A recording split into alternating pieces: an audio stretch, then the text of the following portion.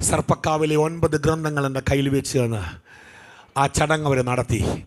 എൻ്റെ തലമുറയിൽ എൻ്റെ അപ്പന് ശേഷം സർപ്പക്കാവിനെ പരിപാലിക്കേണ്ടത് ഞാനാണ്. എന്നാൽ എൻ്റെ അമ്മയുടെ ഗർഭപാത്രത്തിൽ ഞാൻ ഉരുവാകുന്നതിന് മുന്നേ